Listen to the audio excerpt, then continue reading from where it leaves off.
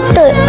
অবাক তো ব্যাপারটা, ডিসব্যান্ডিং হওয়ার এত বছর পর বৃদ্ধ সাতজন বিটিএস সদস্য এক হয়ে কনসার্টের আয়োজন করে।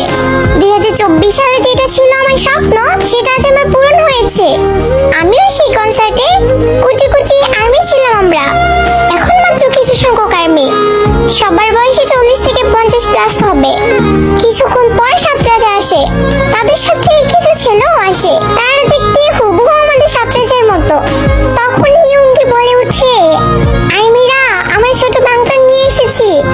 আর বলেছিলাম না বৃদ্ধ বয়সেও কোমরে হাত দিয়ে একলাভ গানটি গাইবো?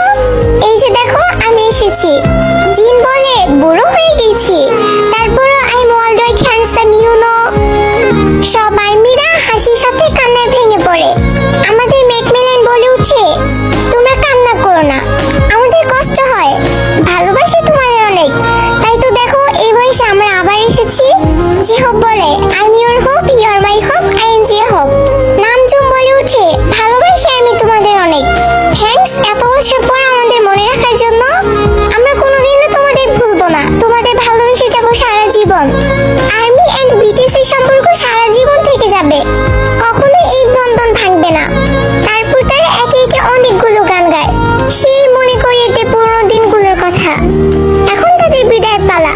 কনসার্টের শেষের সময় সাতরাজা আমাদের কাছ থেকে বিদায় নিয়ে তাদের জীবন সঙ্গীদের কাছে চলে যায়।